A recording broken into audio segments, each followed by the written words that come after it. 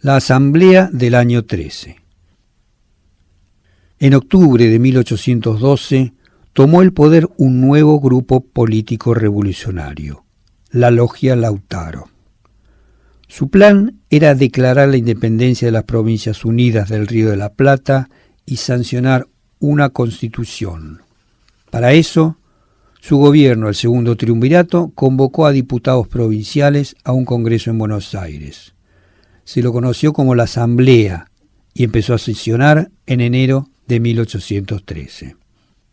La Asamblea atacó marcas de la sociedad jerárquica colonial, puso fin al servicio personal de los indígenas, sancionó la libertad de vientres para las esclavas, prohibió la tortura, anuló los títulos de nobleza y la Inquisición, abandonó los distintivos de la monarquía española y creó símbolos nuevos. El entusiasmo inicial se enfrió con los meses. Llegó una noticia que poco antes parecía imposible. Napoleón fue derrotado por una alianza de monarquías europeas enemigas de cualquier revolución. En 1814, Fernando VII recuperó el trono español. A la vez, el gobierno centralista de la Logia generó oposición en las provincias. En el litoral surgió un proyecto revolucionario federal alternativo que terminó rompiendo con el gobierno central. Ante las dificultades, la Asamblea no declaró la independencia. Reglamento para Educación y Ejercicio de los Libertos, 6 de marzo de 1813. La Ley de Libertad de Vientres de las mujeres esclavizadas, sancionada por la Asamblea, significó que quienes nacieran después del 31 de enero de 1813 serían libres. Sin embargo, cuando la ley se reglamentó un mes después de su sanción, se cambió el término. Los hijos no serían libres, sino libertos. Esto implicaba que deberían permanecer en la casa de los patrones de sus madres y servirles gratis hasta los 15 años, para compensar los gastos de crianza. Papel manuscrito. La Marcha Patriótica.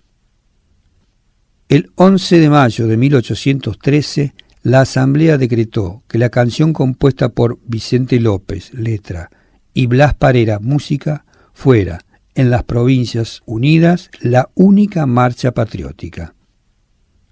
La letra celebraba la libertad y la igualdad y mencionaba los distintos puntos de la guerra americana: México, Caracas, Quito, el Alto Perú, junto con las batallas ganadas por las Provincias Unidas. Una versión acortada y con nuevos arreglos es hoy el himno nacional argentino, realizado en la imprenta de los Niños Expósitos. Escudo de la Asamblea del año 13.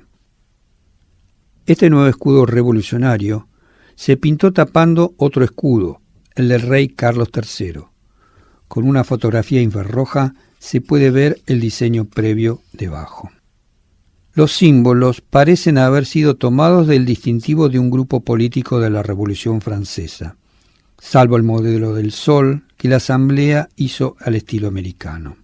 El diseño presenta dos manos que sostienen un gorro de la libertad sobre la lanza o pica, símbolo de la unión de las provincias y su determinación de defensa.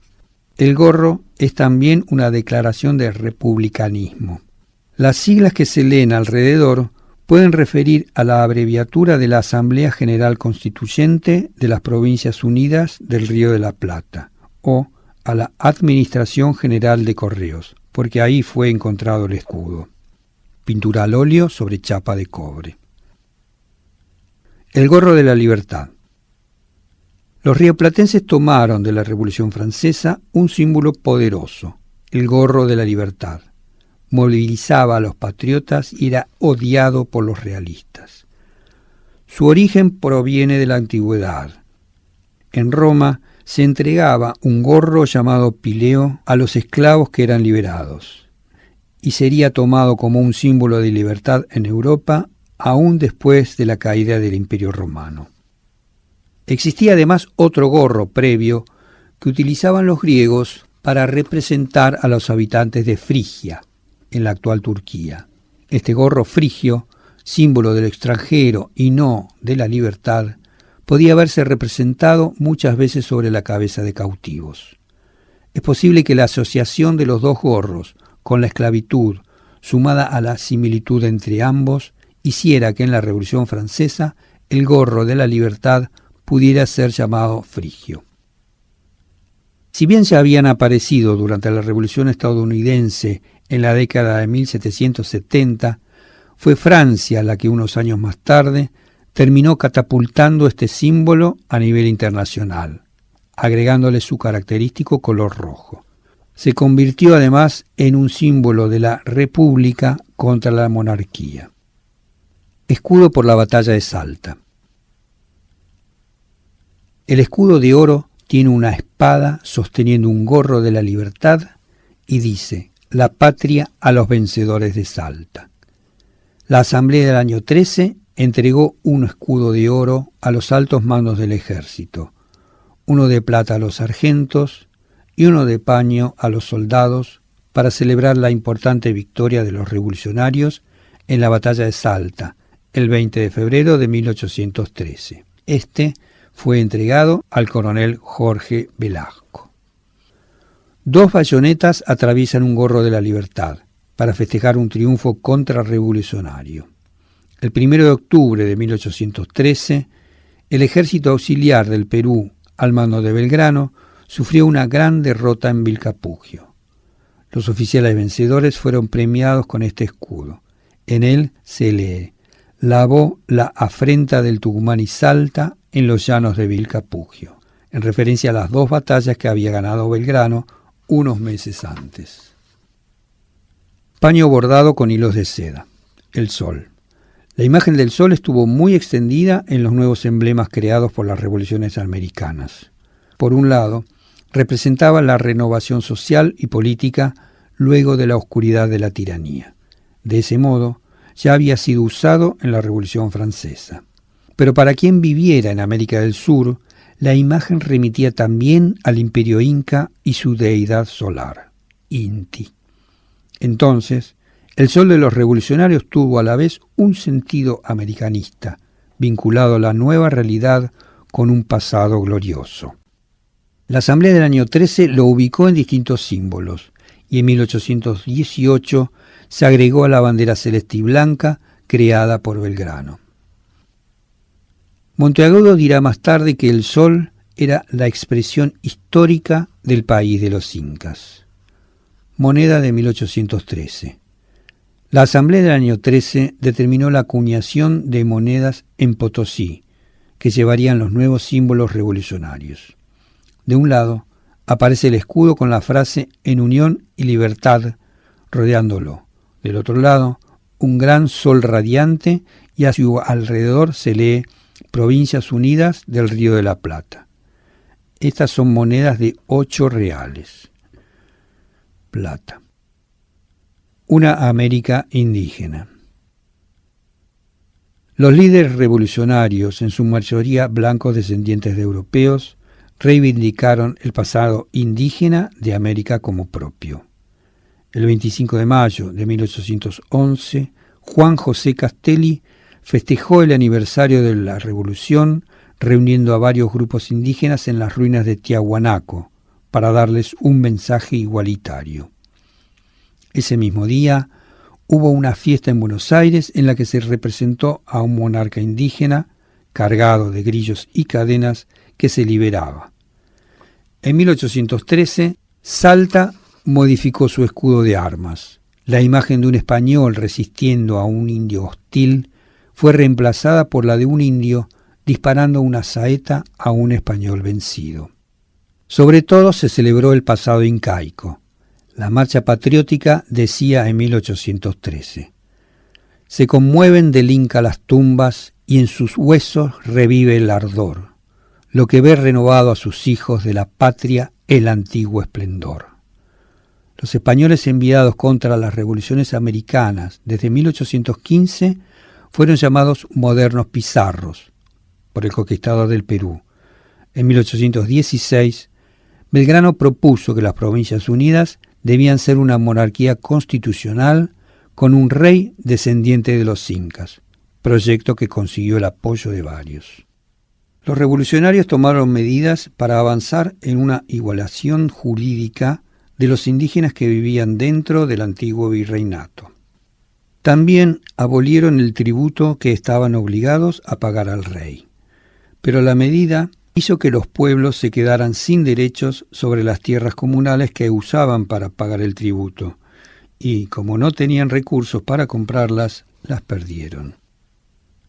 Objetos: Inca y Tiahuanaco.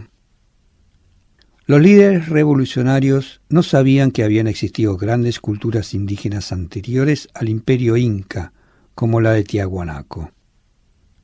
Cuando Castelli festejó el 25 de mayo de 1811 en las ruinas de Tiahuanaco, pensaba que había sido un lugar incaico, y las representaciones sobre los indígenas provenían del período colonial.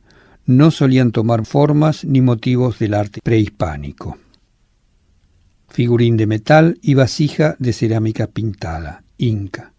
Quero, vaso ceremonial de cerámica pintada, Tiahuanaco. Cañón Atahualpa. Este cañón se fabricó en Buenos Aires entre 1815 y 1816. Se lo nombró Atahualpa por el último emperador inca. Reivindicar ese pasado creaba una nueva identidad americana y también buscaba el apoyo de la población indígena, que era en el Alto Perú mayoría. Ya los primeros cañones, construidos unos años antes, fueron llamados Tupac Amaru y Mangoré, un cacique legendario del siglo XVI que dirigió un ataque contra el primer fuerte español en el río Paraná, Santi Espíritu. Cañón de bronce y carga frontal. La Tarja de Potosí. El ejército de Belgrano ingresó en Potosí en junio de 1813.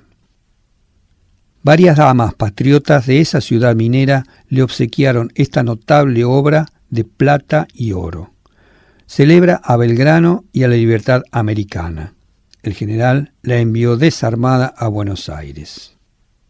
Encima de todo hay un indígena que da un paso hacia adelante. Probablemente sea un inca. Está representado como se hacía en Europa, con el torso desnudo y con adornos de plumas. Sostiene una lanza rematada por el gorro de la libertad. Simboliza que América está empezando una nueva época. Una figura femenina descalza, tal vez un símbolo de la libertad, se dispone a romper las cadenas de la dominación. Se cree que el escudo puede representar a Belgrano y al Río de la Plata en unión con Potosí. En el centro se ve el contorno de Sudamérica, incluyendo a las Islas Malvinas y de América Central. No existen aún identidades nacionales. Se quiere la independencia de toda América. La patria era la ciudad o la zona en la que alguien había nacido y luego una invocación a algo superior sin límites territoriales fijos. Las potosinas constantes que fieles se han mantenido en defender el partido de vuestras armas triunfales, viendo cuán interesantes son tus triunfos y victorias, desean que a nuevas glorias, oh Belgrano, te prevengas por la patria y te mantengas de su amor estas memorias. Varias potosinas son representadas en distintos lugares de la tarja. La tarja tiene un efecto sonoro. Remata con una campana con forma de borla que se asemeja a una cascada. El tintinear metálico contiene el sonido del martillero de platería. Tu humanidad, tu virtud, tu firmeza, tu constancia, tu valor, tu arrogancia que dan al Perú la quietud. Este suelo americano pone toda esperanza en restaurar su bonanza solo en tu mano, Belgrano. Medalla en homenaje a la batalla de Salta. Libertad de las Provincias Unidas del Río de la Plata. Potosí se consideraba parte de este conjunto. Hoy la América del Sur te ofrece con toda el alma en esta guirnalda y palma los tributos de su amor. Medalla en homenaje a la batalla de Tucumán. Tucumán, el sepulcro de la tiranía. Aquella gloriosa acción en el Tucumán ganada es de tu aguerrida espada un nuevo timbre y blasón. La victoria conseguida en Salta bien nos avisa que solo tu brazo fuerte nos da libertad y vida. Dos barcos dorados navegan por los océanos que rodean a América, el Atlántico y el Pacífico. Un sol incaico asoma sobre América del Sur. Sobre el mapa se encuentra también el famoso Cerro de Potosí, cuya plata abasteció a Europa durante mucho tiempo. La patria más M.A. Se trata posiblemente del monograma de María Auxiliadora.